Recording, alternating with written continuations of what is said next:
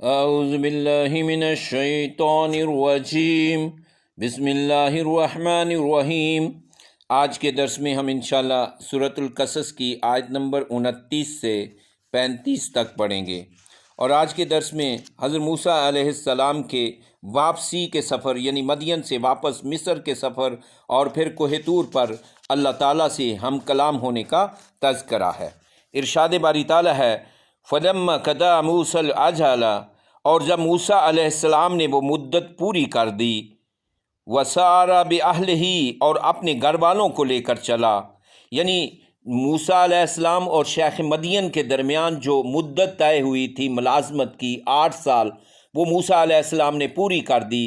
تو پھر موسیٰ علیہ السلام اپنے اہل و عیال کو ساتھ لے کر مصر کی طرف روانہ ہوئے، اس سوچ کے ساتھ کہ 8-10 سال کا عرصہ بیت جانے کے بعد قتل والا معاملہ ٹھنڈا پڑ گیا ہوگا۔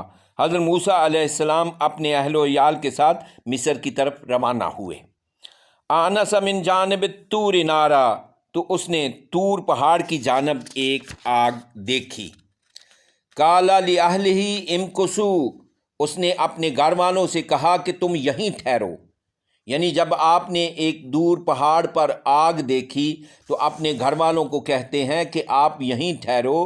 انی آنست نارن، میں نے ایک آگ دیکھی ہے، لعلی آتیکم منہا بخبر، شاید کہ میں وہاں سے تمہارے لیے کوئی خبر لے آؤں۔ ممکن ہے آگ کی جگہ پر موجود کسی شخص سے مجھے راستے کے بارے میں کچھ یقینی معلومات مل جائیں۔ او جذوۃ من الناری، یا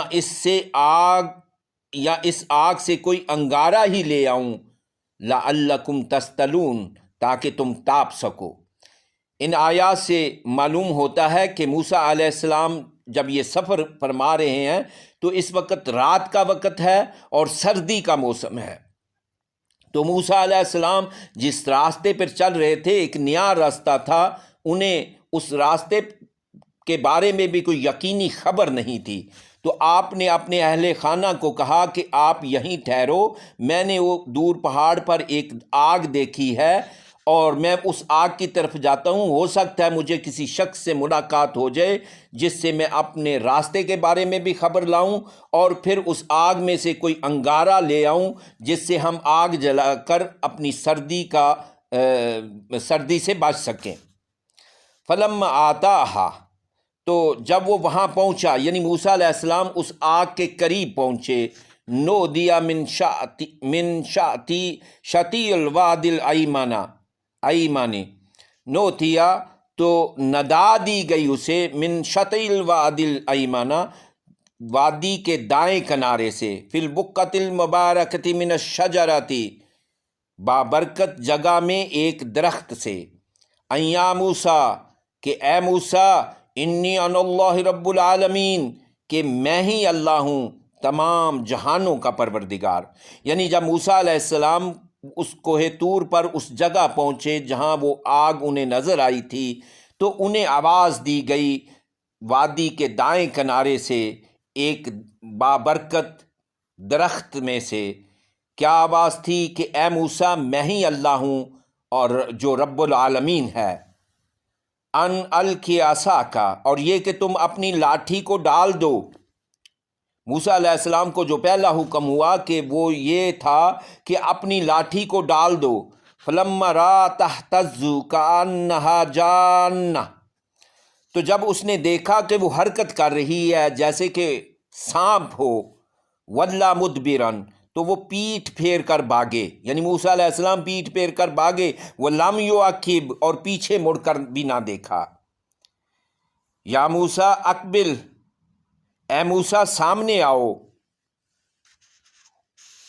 ولا تخف، اور ڈرو مت، انک من الآمنین، تم بالکل مامون ہو، تم بالکل امن و امان میں رہو گے اور تمہیں کوئی گزند نہیں پہنچے گا۔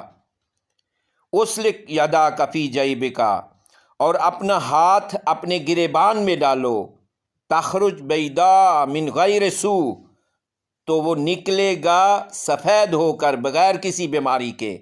یعنی پہلا معجزہ یہ عطا فرمایا عصا کا، اور پھر یہ دوسرا ید بیضا کا معجزہ عطا کیا جا رہا ہے کہ جب بھی تم اپنے ہاتھ گریبان سے ڈال کر نکالو گے تو وہ روشن ہوگا بغیر کسی بیماری کے۔ وَدْمُمْ عَلَيْكَ جَنَاحَكَ مِنَ الرَّحَبِ، اور اپنے دائیں اور اپنا بازو اپنے ساتھ چپکا لو خوف سے بچنے کے لیے، خوف کی کیفیت کا سامنا کرنے کے لیے۔ یہ ایک خاص ترکیب بتائی گئی کہ جب کبھی آپ کوئی خوف لاحق ہو تو اپنے بازو کو اپنے بغل کے ساتھ چمٹا لینا، اس طرح خوف کے اثرات زائل ہو جائیں گے۔ فَذَانِكَ کا برہانانی من ربی کا، اور یہ دو نشانیاں ہیں تمہارے رب کی طرف سے، الی فرعون و ملئہ، فرعون اور اس کے سرداروں کی طرف۔ انہم کانوا قوما فاسقین، یقیناً وہ بڑے نافرمان لوگ ہیں۔ یعنی اللہ تعالیٰ نے فرمایا کہ اے موسیٰ، یہ دو معجزے، دو نشانیاں ہماری طرف سے فرعون اور اس کے درباریوں کی طرف لے جاؤ، اور اس کے ذریعے انہیں تبلیغ کرو، انہیں ہماری دعوت دو، توحید کی دعوت دو، بے شک وہ فاسق قوم ہے۔ قالا، موسیٰ علیہ السلام نے عرض کی، ربی، اے میرے پروردگار، انی قتلت منہم نفسا، میں نے ان کے ایک شخص کو قتل کیا تھا، فاخاف ان یقتلون، مجھے اندیشہ ہے کہ وہ مجھے قتل کر دیں گے۔ اگر میں مصر پہنچ کر خاموشی سے کسی جگہ آباد ہو جاؤں تو شاید محفوظ رہ سکوں، لیکن اگر میں سیدھا فرعون کے دربار میں چلا گیا تو اندیشہ ہے کہ فوری طور پر میرے خلاف مقدمہ چلایا جائے گا اور مجھے قتل کر دیا جائے گا۔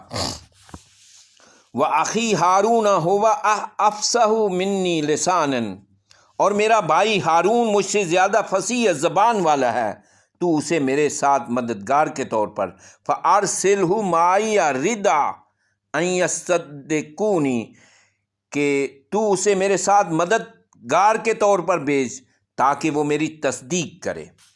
یعنی موسیٰ علیہ السلام نے فرمایا کہ اے پروردگار عالم، آپ کا حکم ہے، جانا تو ضرور ہے، لیکن میری عرض یہ ہے کہ میرے بھائی جو فصیح و بلیغ زبان بولتا ہے اس کو میرے مددگار کے طور پر میرے ساتھ بھیج تاکہ وہ میری تصدیق کر سکیں۔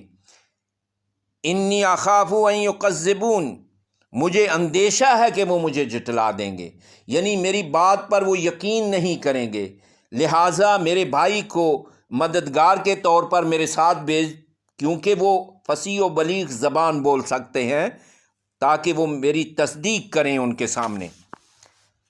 قالا سنشد عضدک بأخیک، اللہ تعالیٰ نے فرمایا ہم تمہارے بازو کو مضبوط کریں گے تمہارے بھائی کے ذریعے۔ یعنی اللہ تعالیٰ نے فرمایا کہ اے موسیٰ، ہم نے یہ تمہاری دعا قبول فرمائی، تمہارے بھائی کو تمہارے مددگار کے طور پر تمہارے ساتھ بھیجیں گے، تمہارے بازو کو مضبوط کریں گے تمہارے بھائی کے ساتھ۔ وَنَجْعَلَكُمَا سُلْطَانًا، اور ہم تم دونوں کے لیے ایسا رعب پیدا کر دیں گے، فَلَا يَصِلُونِ عَلَيْكُمَا، کہ وہ تمہیں ہاتھ نہیں لگا سکیں گے۔ جس طرح بچپن میں ہم نے آپ کے چہرے پر اپنی محبت کا پرتاؤ ڈال کر فرعون کو آپ کے قتل سے باز رکھا تھا، ایسے ہی اب بھی ہم آپ کی حفاظت کریں گے۔